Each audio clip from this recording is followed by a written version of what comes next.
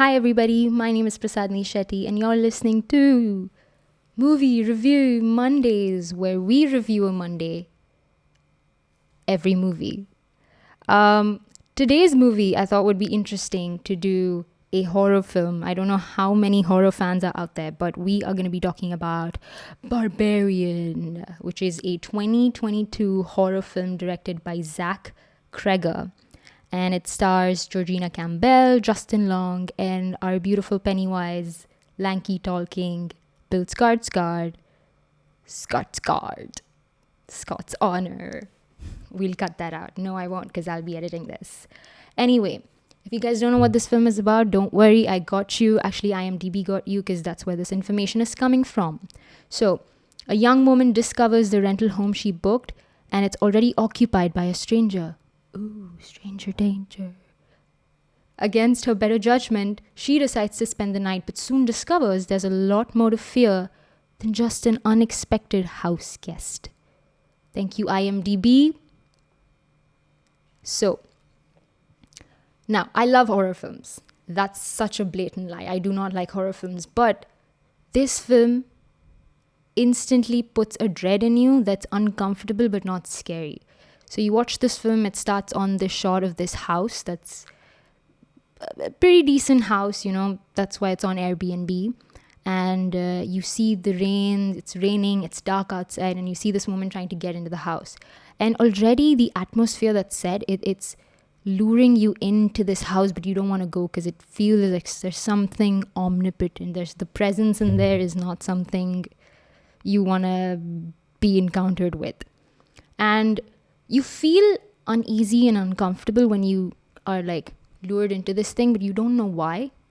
But if you're somebody who has no idea what this film's about and you're just gonna watch it blind, instantly you're caught. The movie really hooks you almost instantly.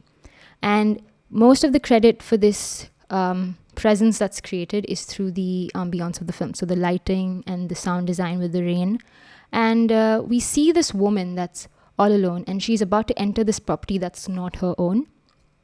And I feel like even from a social perspective, you can tell that when it's a lone woman at night, there's something to be feared. Even if it wasn't a horror film, you would still be terrified. And then she doesn't get a smooth entry into the house. She struggles with the pin. She tries to call the owners and nobody really picks her phone. And you already realize that, I should be afraid, I should be uncomfortable, I really don't know why. And then we're greeted with this stranger who is none other than Bill Skarsgård, Pennywise. Now, for a moment, I want to talk about the casting of him, because we know him as it, we know him as Pennywise, and he's not a guy to be trusted. And when somebody like him, an actor like him, comes onto screen, you already know that something's up. But that's a misdirect the entire time, because as we progress into the film, there's this chemistry that's established between our two actors. That's the Georgina Campbell character and Bill Skarsgård. And for a moment, all the tension that was built up is released.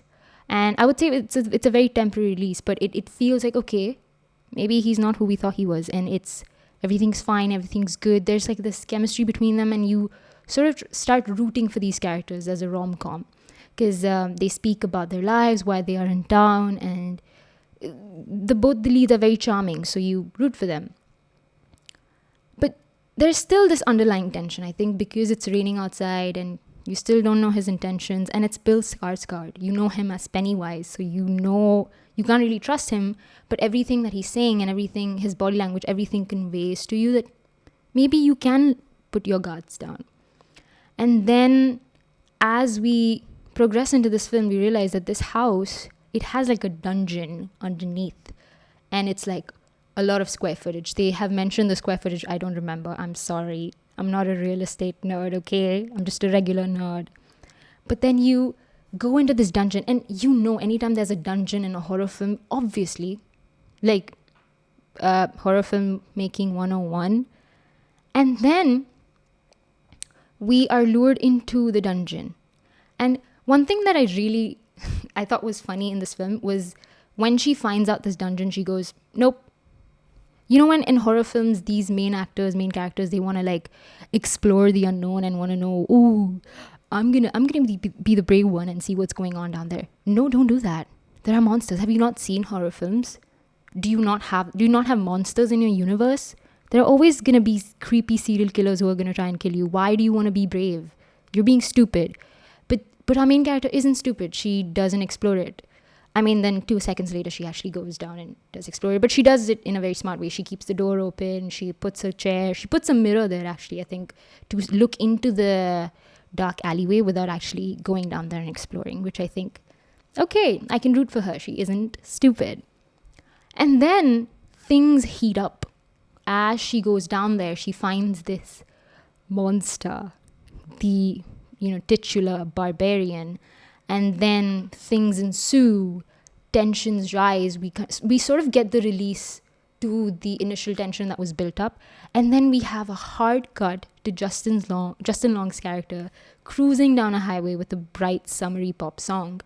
And I think that was such an interesting choice. I've never seen that in a horror film, where you build up the tension so much and then you just cut it off. You're like, to the audience, that's all you're getting, and then you move on to this like very comedic, light-hearted character. I think that was done so refreshingly. And then now you get to invest your emotions and your time into this new character who is a D-bag. I don't know if I can say the actual word. He is horrible. He is very bad. Because he's this actor, and he does some like slimy things. And one thing I really liked in this film is that there is your typical horror gore, but then there's also this social like commentaries that sets the tone for how each character is. You have the lone woman in the start of the movie. Then you have Justin Long, who's literally a D-bag, and he there's a little bit of this Me Too movement-esque storyline to it, which I think they don't try to like ham it down your throat at all. Not that there's anything wrong with that, but they try to introduce it as a plot point, and it's a subtext that adds to the characters' motivations and who they are as a person, instead of actually spoon-feeding us anything, which I think makes for interesting plot lines. And then we So he's sort of like this comedic character in the film. He's still a D-bag. Okay, a lot of the humor doesn't come from his douchebaggery, but more like through who he is. I think Justin Long is such a good performer. He adds that like comedic beats to the film. And there's a lot of things in this film that feel very comedic, and that's because the director of the film, Zach Cregg, was actually a comedy movie director. And I think it's very interesting to see this rise in directors who started off as like comedians or comedy films directors and now are venturing into horror. Like Zach Cregg is one of them. The brothers who directed Talk to Me, which was another horror film, they were comedians. And also Jordan Peele, I think he's one of the most successful examples of this phenomena. And I think I've heard a lot about how horror movies and comedy movies have like similar formulas, because in both of those genres you need to surprise your audience, right? You need to catch your audience off guard. That's how jokes and punchlines work, and that's how jump scares work. And you need to set these expectations to the audience, but then you need to misdirect them and give them a surprise twist ending or punchline or horror effect. And that's why I think when horror comedians try to venture into horror, it sort of works, even though it shouldn't, but it does. And horror directors, they understand suspense, they understand tension, they know that you need to build something up to release it, because that's how it is satisfying, and it works. Even in this film, there are so many elements and so many moments where it could 100% work in a comedic film, but it also works in the horror film, and that's what makes both of them really, really good. This film actually has 3 separate storylines going on for it, but all of them come together at the end. And I think in a horror film, I haven't really seen something like that, because most of our typical horrors, they have one storyline, it's very linear, you're following them, and then it happens and it's done and there's a climax. With this film, I think there are 3 separate storylines. There are 3 like separate act 3s, quote unquote, and then you have this climax that all of their climaxes come together and you deliver a good punchy ending. I thought that was a very refreshing take on horror films, and maybe that's why I really enjoyed it as much as I did, because it was something new, something that I hadn't personally seen before. And it feels very cohesive as well. And how they differentiated these storylines, of course, through their writing as well, the characters, but most importantly, visually, because I feel like a lot of horror works because of the visual indicators or cues, dark lighting, moody shadows, haze, that's like the typical horror film starter pack. But with this film, when you have your first storyline about the girl, you have this like darkly, dimly lit sort of nighttime, element that adds on to the existing dread that women feel when they exist at nighttime. Actually, that's not true. Women stop existing after 6 p.m. You guys, I've never seen a woman after 6 p.m. There's a strange phenomena going on. We really need to look into that. Anyway, moving on to the Justin Long storyline. It's more modern. It feels more like how films used to be lit in 2010s, very crisp and saturated, but not to the point, not with obvious. It's muted, but it's still bright. And then we have a last storyline, which I personally think is what makes the film what it is. It's about this old guy, and we time jump, or I guess time reverse jump, whatever the opposite of jump. You jump in reverse, whatever that's called. You crawl back. You guys get it. Into the 70s. So even though the first 2 storylines take place in the modern day, this storyline takes place in the 70s when the recession was a thing in America. Recession, what a vintage concept, right? We don't have one of those coming. But it has this like, the aspect ratio also changes. And it turns into the squarish thing. It's so retro. It's really cute. And even though it's the darkest story for me in the first 3, it's lit up the most vibrantly. It's poppy, it's pastel-y, it's color graded to be this like very saturated like summer anthem kind of a thing. But also, it's very dark. It's the darkest, ironically, out of all the 3 stories. Going into the climax of the film, I don't know if I want to spoil this film for you guys. Maybe I shouldn't. But there is... Okay, I'll spoil maybe a small part of it, which is... The main character of the film is a black woman. And she survives. I hope you guys didn't hear that in case you haven't watched the film, so this wouldn't be spoiled for you.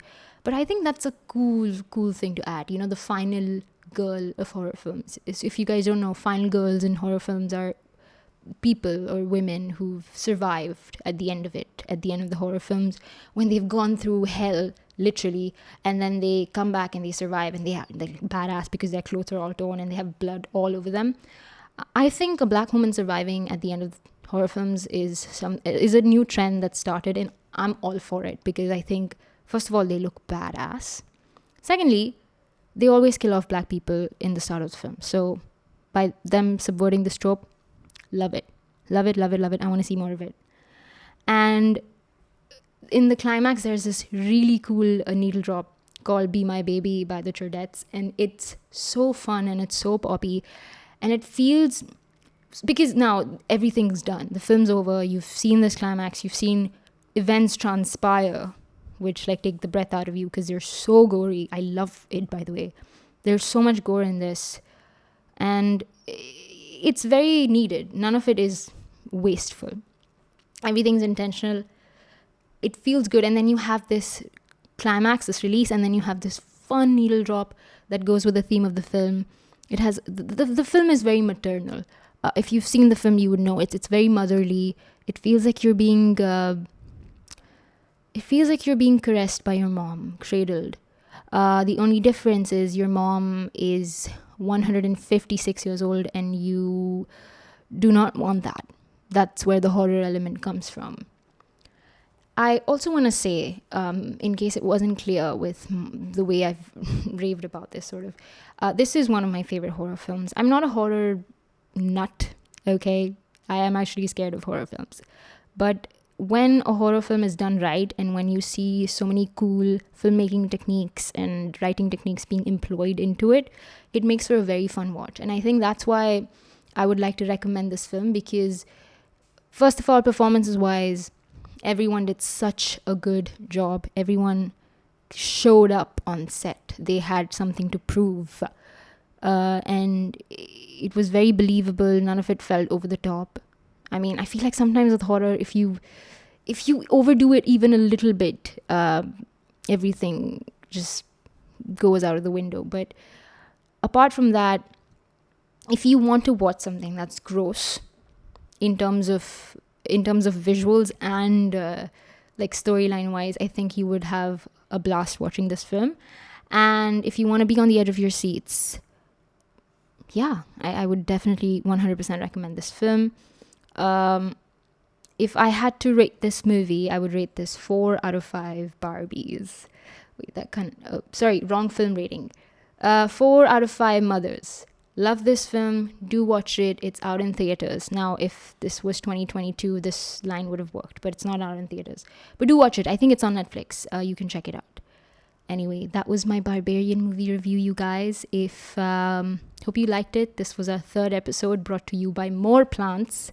I really hope you can see the plants. We love them. We're a very eco-friendly group of people over here. Yeah. We're doing our part for the environment by getting more fake plants. What are you guys doing? Anyway, if you enjoyed this episode, please make sure to subscribe to us. Like, share, comment, subscribe. Give us more fake plants. We are accepting plant donations. We will catch you on another Monday with a new movie review. And till then, keep swagging it out, baby. I think I will not keep that. But anyway, thank you so much for watching / listening. We will see you another Monday. Bye.